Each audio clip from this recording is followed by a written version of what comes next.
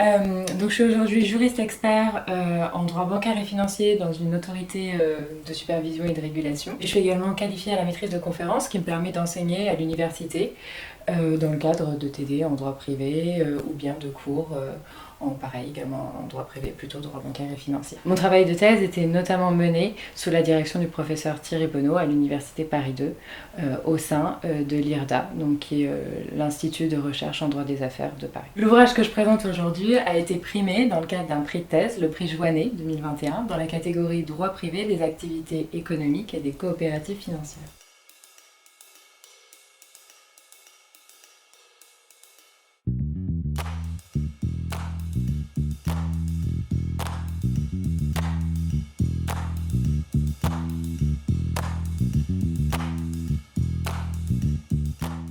Cet ouvrage est en fait le fruit d'une réflexion que j'ai menée depuis mon mémoire de Master 2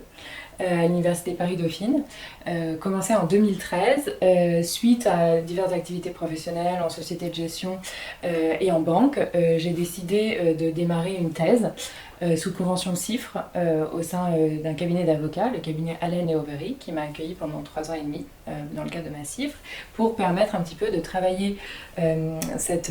réflexion autour des garanties et contre-garanties, et un petit peu de mettre en pratique et de mettre en œuvre à travers les opérations de financement qu'on pouvait avoir, et un petit peu au-delà du côté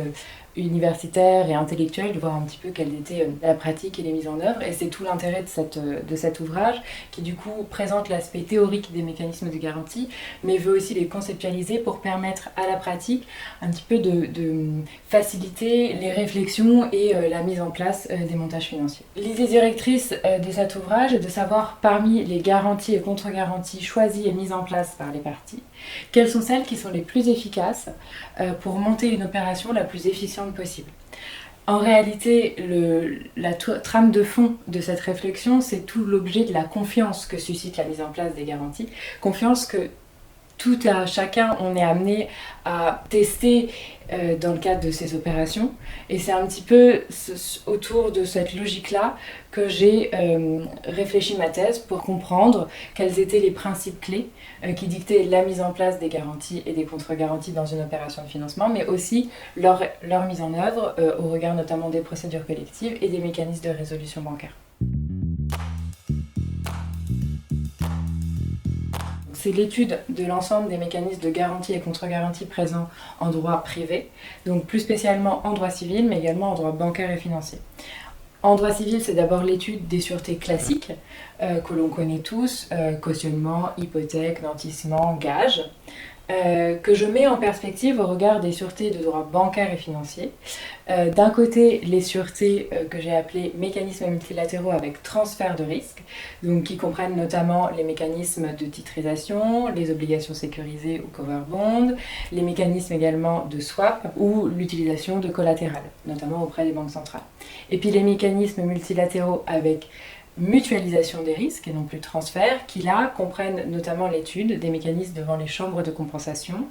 avec notamment les garanties que celles-ci peuvent émettre, garanties de bonne fin, et également l'émission de collatéral, mais aussi l'étude des fonds de garantie, et plus spécialement le fonds de garantie de dépôt et de résolution, qui interagit spécialement dans le nouveau régime de la résolution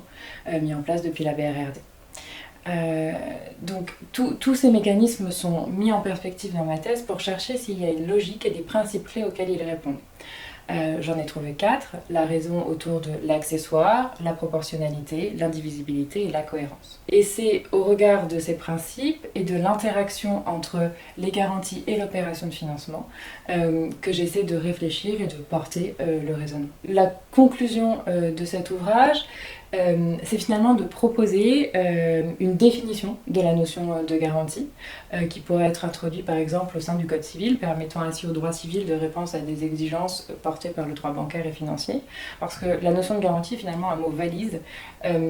qui correspond à de multiples concepts mais qui n'a pas été défini en tant que tel. Et puis de porter aussi un regard sur le monde moderne qui maintenant utilise la blockchain, le smart contract. Donc je m'interroge finalement sur la possibilité de monter des garanties et contre-garanties via la blockchain, donc via des smart contracts, ce qui permettrait ainsi aux parties d'obtenir la sécurité et la fiabilité associées à cette technologie, mais également aux régulateurs l'opérateur, lorsqu'il le contrôle, d'attester de l'authenticité et de la fiabilité en fait, de ces mécaniques. Donc ce qui est intéressant ici, c'est de s'interroger sur voilà, l'intérêt de ces mécanismes de garantie et contre-garantie au regard voilà, de l'aspect technique du droit bancaire et financier, mais aussi au regard de sa digitalisation, ce qui est aussi l'avenir finalement du droit. Et par-delà, une ADN commune qui est toujours ce besoin de sécurité et de confiance que recherchent les parties, tant en tant que professionnel du crédit qu'en tant que particulier ou en tant que voilà, entreprise qui va monter son opération de financement. Donc cet ouvrage est avant tout destiné aux universitaires, mais également aux professionnels, donc universitaires aussi bien étudiants, chercheurs, professeurs, que professionnels, praticiens, donc avocats, juristes d'entreprise, car la vocation première est finalement, au-delà du travail théorique autour des garanties et contre-garanties, d'apporter des informations, des réflexions et des raisonnements sur leur montage dans le cadre des opérations de financement, afin de faciliter le montage des opérations et l'activité de financement globalement.